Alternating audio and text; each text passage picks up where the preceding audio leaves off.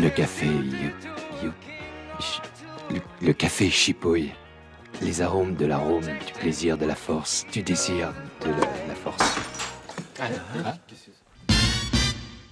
Salut les circanais, j'espère que vous êtes en pleine forme. J'ai bu 3 cafés, j'ai pris ma douche froide, je suis comme un fou.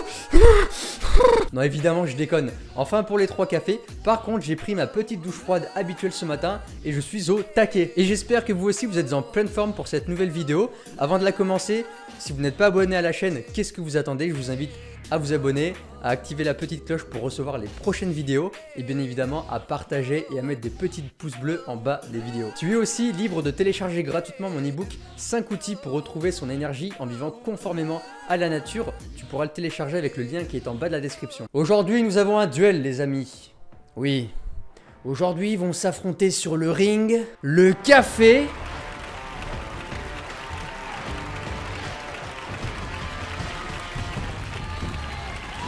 contre la douche froide.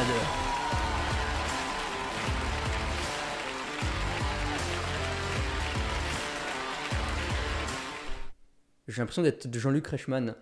Le café contre la douche froide. C'est la fameuse gueusion coquine. Enfin bref, excusez-moi. Et bien pour ce duel, je ne vous fais pas attendre plus longtemps. Fight! Et donc nous commençons avec le café et pour ça je vais vous parler de 2 choses. Dans un premier temps, la caféine, évidemment. Et dans un deuxième temps, l'adénosine, qui est une molécule qui est produite dans le corps. Lorsque l'on se réveille le matin, nous sommes frais et pleins d'énergie, sauf si tu as passé une nuit de merde ou que tu as regardé Netflix jusqu'à 2 h du matin. Et donc, pendant la journée, évidemment, tu vas dépenser de l'énergie, sauf si tu passes encore une fois ta journée sur ton putain de canapé à regarder Netflix. Bon, faut que j'arrête, j'ai vraiment rien contre Netflix en plus. Bref, ton corps va dépenser de l'énergie, qu'on appelle également de l'ATP, qui est l'énergie qu'il y a à l'intérieur de tes cellules. Et donc, au fur et à mesure que la journée avance, ton niveau d'énergie, donc ton niveau d'ATP vont diminuer et donc ton niveau d'adénosine lui va augmenter. Et l'adénosine est une molécule qui donne envie de dormir. Et donc évidemment au plus tu avances dans la journée et au plus cette molécule va augmenter dans ton corps et va finir par se saturer. Et lorsque l'adénosine arrive à saturation, qu'est-ce qui se passe? Et bah tu es complètement claqué et tu veux qu'une seule chose, dormir. Et cette molécule est d'ailleurs évacuée pendant ton sommeil pour pouvoir te sentir à nouveau frais et disponible le lendemain matin. Bon, ça c'était pour la petite partie physiologie.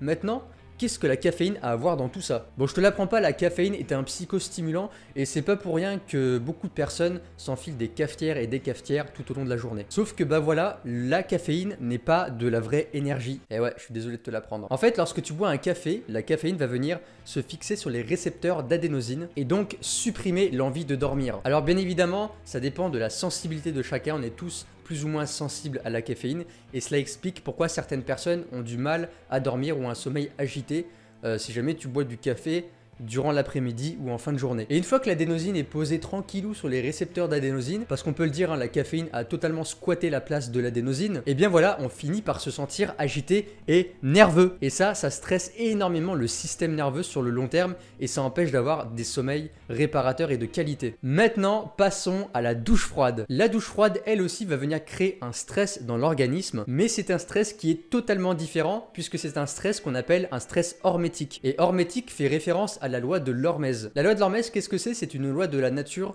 que je détaille d'ailleurs dans mon e-book. Et cette loi de l'hormèse dit que tout être vivant dans la nature va se renforcer si ce dernier est exposé à un stress court et intense dans les limites de sa capacité d'adaptation. Autrement dit, si tu n'es pas habitué à t'exposer volontairement au froid, ne commence pas par prendre des bains à 0 degré. Now, quick, get him out, get that core temperature back to normal. Mais prends plutôt des douches froides pour commencer, voire des douches tièdes. Et donc oui, chers amis, lorsque vous prenez une bonne douche froide, vous vous renforcez. Et cette démarche d'exposition volontaire au froid et à l'inconfort va venir non seulement renforcer le physique, mais également le mental. Et cette douche froide est vraiment une démarche holistique, une démarche de santé qui prend tout le corps dans son entier. Donc pour en revenir au café, ce dernier va plutôt s'attaquer aux symptômes plutôt que de s'attaquer à la racine du problème. Et la douche froide, elle, va vraiment venir à la racine du problème.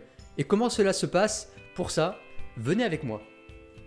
Alors, que se passe-t-il lorsque nous prenons une bonne douche froide? Eh bien, lorsque nous prenons une douche froide, des hormones appelées adrénaline et noradrénaline vont être sécrétées. Cette chimie va venir activer le système nerveux sympathique, qui correspond à l'état de stress, qu'on appelle également fuite-attaque. Et cet état de stress va venir augmenter le rythme cardiaque. Et l'augmentation du rythme cardiaque va avoir pour conséquence d'améliorer la circulation sanguine. Une meilleure circulation sanguine va permettre d'envoyer plus de sang au niveau des périphéries. Et par conséquent, plus de sang vont être envoyés vers les muscles et vers le cerveau, afin de préparer le corps en cas d'attaque. Et voilà, c'est pour cette raison qu'après une bonne douche froide, on se sent réveillé et prêt à l'action. Merci Jamy. Bon, certes, ça ne vaudra jamais C'est pas sorcier, mais j'ai fait avec les moyens du bord. Et pour finir avec la douche froide, elle va également activer une hormone de croissance qu'on appelle BDNF, pour Brain Derived Neurotrophic Factor. Merci pour mon magnifique accent anglais, je le sais. Et donc cette hormone BDNF va venir stimuler et renforcer le système immunitaire. Pour conclure, le café est un moyen d'avoir de l'énergie entre guillemets, hein, parce qu'on sait que c'est pas de la vraie énergie, et aussi un moyen d'avoir de l'énergie de manière facile et rapide. Et la douche froide est un excellent moyen d'avoir de l'énergie rapidement. Ça sert à rien de rester 10 minutes sous une douche froide, 30 secondes à 1 minute, ça suffit largement pour pouvoir ressentir les bienfaits. Mais par contre, c'est une manière un peu plus difficile, car évidemment, ça demande une forte volonté et un engagement de notre part, car c'est vraiment quelque chose de difficile de s'exposer volontairement au froid et à quelque chose d'inconfortable. Et personnellement, c'est pour ça aussi que j'adore la douche froide, c'est que non seulement je sais que ça a des bienfaits pour mon corps, pour ma santé, pour mon énergie, mais aussi sur le plan mental, ça me renforce à chaque fois, ma confiance en moi augmente, et voilà, je suis fier de moi à chaque fois que j'ai fait une bonne douche froide. Et comme dirait une citation, Easy choice, hard life, hard choice, easy life. Je vous laisse méditer dessus. Voilà les amis, j'espère que vous avez kiffé cette vidéo. Vous l'aurez compris, la douche froide est pour moi le grand vainqueur. Dis-moi dans les commentaires si tu es plus café ou douche froide, ça m'intéresse de le savoir. Si la vidéo t'a plu en tout cas, mets-moi un petit pouce bleu, ça me fera super plaisir. Partage la vidéo, abonne-toi à la chaîne. Moi je te dis à très bientôt dans une prochaine vidéo. Ciao ciao.